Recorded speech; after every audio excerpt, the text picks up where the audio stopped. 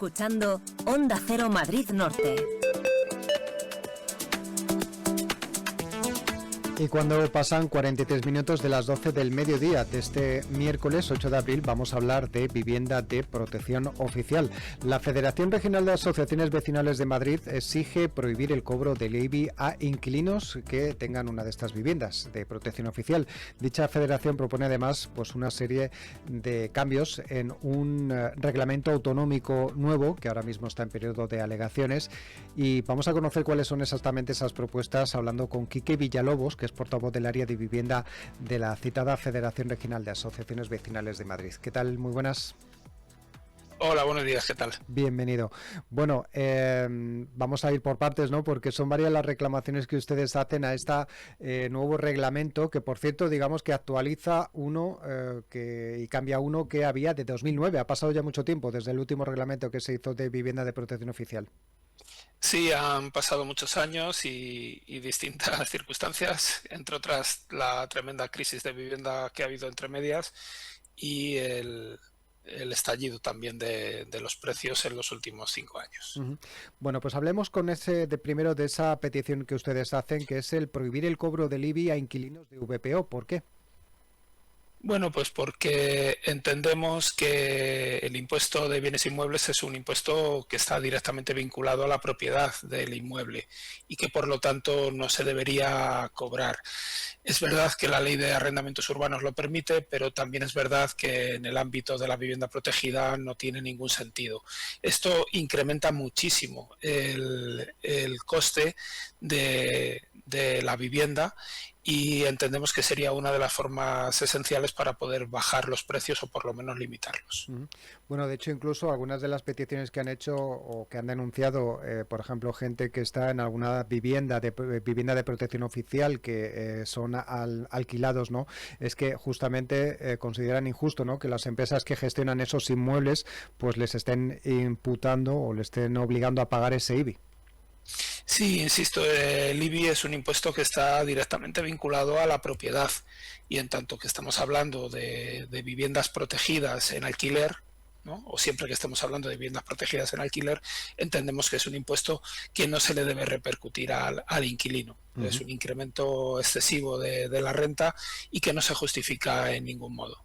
Continuando con esas reclamaciones, esas peticiones para incorporar ese nuevo reglamento, también hablan de límites de acceso para poder acceder a una vivienda de protección oficial. Sí, en Madrid los límites existentes son altísimos.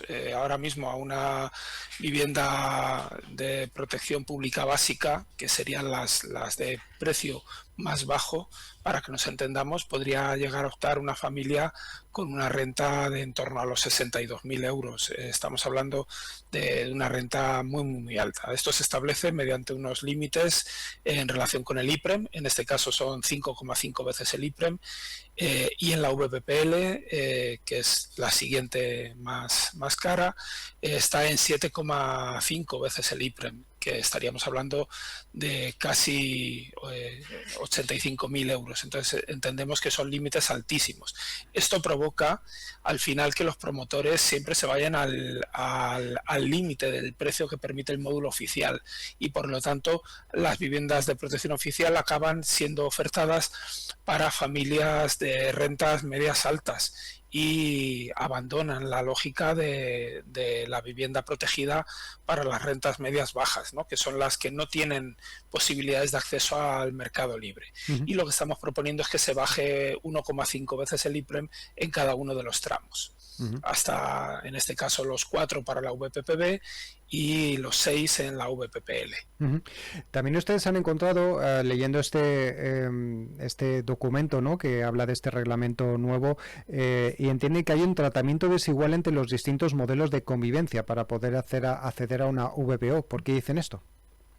Pues porque el nuevo reglamento que se propone permite que familias numerosas puedan optar a una vivienda protegida de mayor tamaño disponiendo ya de una vivienda protegida, justificando que necesitan más espacio, lo cual es algo lógico y que no ponemos en cuestión, pero este razonamiento tiene que aplicarse en igual medida a cualquier otro tipo de familia. Una pareja que tiene su primer hijo, o que teniendo su primer hijo tienen su segundo y viven en una casa, pues por ejemplo de 2 habitaciones, deberían también poder optar a una vivienda protegida de mayor tamaño, y en estos momentos el hecho de ser propietarios de una vivienda de protección oficial les impide acceder a esa vivienda, y el nuevo reglamento no corrige esa situación. Nosotros entendemos que ese derecho no debe estar basado en disponer de un título de familia concreto, sino que tiene que ser para toda la ciudadanía. Uh-huh.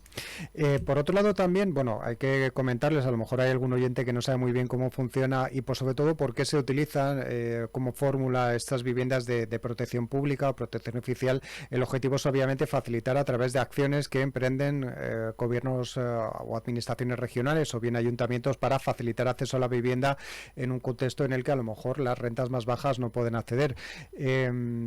Por ejemplo, hay una circunstancia que ustedes también comentan, y es que digamos que no se aplique esa situación de que cuando pasen un determinado tiempo, unos años, esa vivienda de VPO ya deja de tener esa cualidad. Sí, en estos momentos en Madrid, a diferencia de otras regiones, la vivienda protegida al llegar a los 15 años pierde su calificación de protegida y pasa a ser de renta libre. Esto ha provocado en toda la historia reciente de los últimos 50 años o más, ¿no? Una pérdida brutal de viviendas asequibles en nuestra región. Si todas las viviendas protegidas siguiesen siendo protegidas y para poderlas vender tuvieran que venderse a personas que tienen los requisitos de vivienda protegida, ¿no?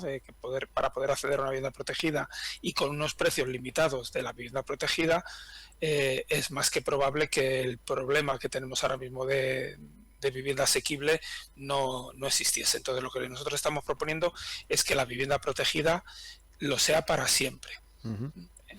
De esa manera se podría mantener un cierto parque, ¿no?, de vivienda de protección oficial. Claro, porque ahora mismo toda la vivienda protegida que se ofrece, pasados los 15 años, deja de serlo. Y entonces siempre hay que estar creando y creando y creando vivienda protegida. Todos conocemos barrios en los que viviendas de 45 y 50 metros de los años 60 son viviendas libres, cuando no fueron concebidas así, ¿no? Y por lo tanto, hoy por hoy, solamente alguien con una renta alta puede acceder a esas viviendas, ¿no? Eso pues no parece lógico y es uno de los principales problemas para la vivienda en la Comunidad de Madrid. Muy bien, bueno, pues hemos conocido algunas de esas alegaciones, ¿no?, que hacen ustedes, propuestas a ese nuevo reglamento. ¿Hay alguna otra importante que ustedes quieran comentar?